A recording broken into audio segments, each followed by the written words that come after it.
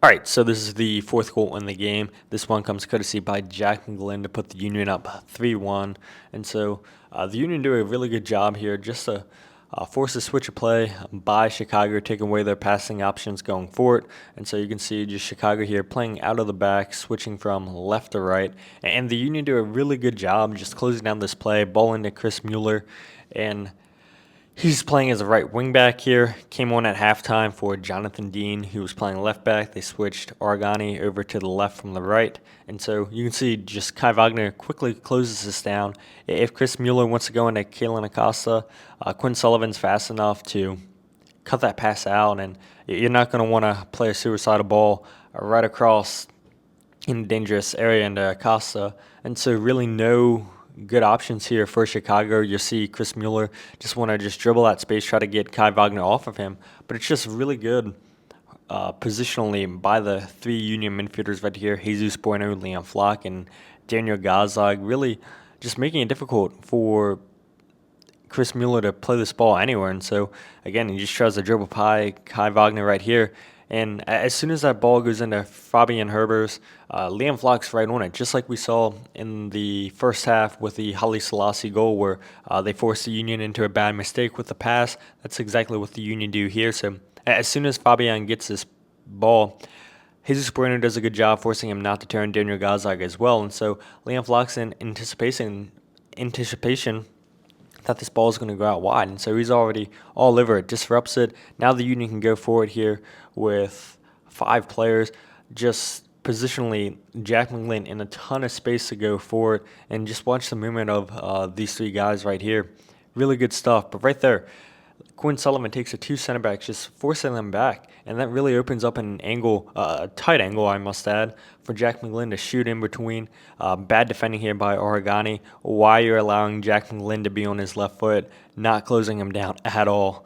And so Jack can go ahead, shoot from distance, put that one in the back of the net. That's a beautiful strike, and that starts with the pressure by the Union on that goal. For Leon Flach intercepting the pass, just positionally the midfield, very, very good within, I would say, 65 minutes in this game. Really good movement, really good just closing down passes.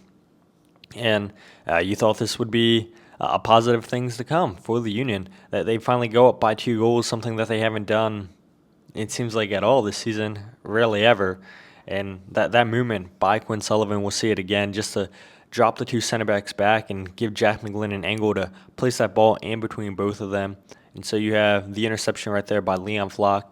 The Union going forward, a lot of space you can see for Jack McGlynn. There's Quinn Sullivan taking the 2 center backs out of position, and Jack McGlynn just placing it in between them. Just really good stuff. That's a wonderful strike off the 2 posts and in the back of the net. And again, like I said, it starts from the pressure by the Union, forcing Chicago into a mistake. And the Union capitalize on it. They break a lot of space, get the passing right, and Jack McGlynn puts this one up 3-1. So this is the 5th goal in the game. Union concede 3 goals in the last 10 minutes of this match. This is the first for Hugo Cuypers. And so Chicago just going to go ahead and take this corner kick short, and just really, really bad defending here by the Union. Ball played into the back post, header 1, and then head it into the back of the net to put Chicago within 1. But that's just poor defending there by the Union on the back post. Somebody's got to get a hold of that ball, because now the momentum has completely swung with Chicago. Union concede their first of 2 set pieces on the night. A team that's been really good on set pieces all season long, but they give up 2 in this game, and it's not good defending. The Union have plenty of players inside the box. You can see it there. 4 players playing zone marking there. Nate Haverhill goes out to the short pass. Jeremy Raffanello gets beat. Nobody closes down Cuypers, and he's just able to put this one into an empty net because Oliver Zemler nowhere to be found, and it's a rough night for him in goal. All right, so this is the 6th goal in this match. This one comes courtesy of Gustan Gimenez to tie this game up at 3 apiece. And so we can see, and we'll highlight Oliver Zemler here, the goalkeeper for the Union. Just really, really bad stuff. This is going to be a ball just floated inside the 18-yard box, and Zemler going to come out and just punch this one horribly.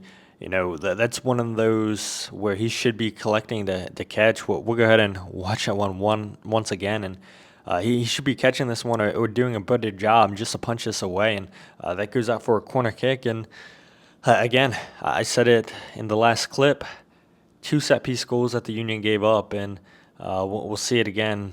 But this comes from just bad goalkeeping by Oliver Zemla. Did not have a great night at all in net for the Union. Short corner taken once again by Chicago, and so you can see just in the three center backs, 3 defenders there for the Union playing a zonal marking in that green zone. You have everybody else in the white circle playing man marking, and that means that you have 2 guys in the red that are running freely for Chicago. I mean, there's no reason why the Union should have got beat on this cross into the box, because there's 9 Union defenders inside there compared to the 6 attackers for Chicago. The Union have way too many people to defend this. This shouldn't be a problem at all.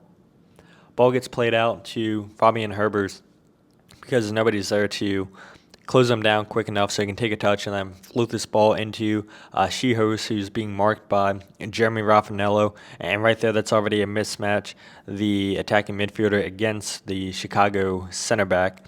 And so ball's going to get whipped in here, and Shihos is going to win this header. Now notice that's Daniel Gazdag, who's highlighted here on your screen, not even marking Gaston. You can see that Jack Elliott has a guy right behind Daniel Gazdag. Gazdag has to do a better job being close to Gaston here, and that header is going to be played right back across where he can just go ahead and one-time finish this into the back of the net and ties this game at 3 apiece. But really, really bad stuff. Really bad defending by the Union. You have the man advantage 9 against 6 inside the box. And for a team that's been so good at defending set pieces this season, they've struggled the last 2 games, giving up 4. And there's just no reason why Chicago should have been able to come back into this match. There's no reason why, Zemla shouldn't have caught that ball. Should be killing out time, and he completely mishits it with his punch. Goes out for the corner kick. Again, nobody here closes down Herbers fast enough. Mismatch right there. Shihos wins the header. Not closed down quick enough. Why Daniel Gazdag still doesn't go for the ball. You see Leon Flach just running over and trying to do everything to help the Union, and it's just poor marking by the Union, poor defending inside that 18-yard box, and Chicago take advantage of it. All right, so this is the 7th and final goal to give Chicago the 4-3 lead, which they'll eventually close this game out and win it.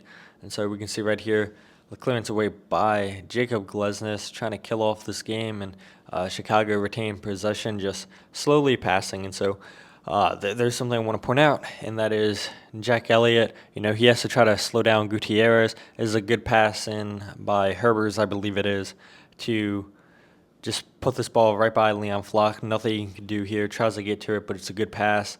And so once Gutierrez receives this pass, there's nobody to close him down. So Jack Elliott has to step out of position just to slow this play down to go towards ball. Lots of space there for Gutierrez. I want to highlight the positioning here again by the defense, because you can see just yards of space for Gutierrez to run into.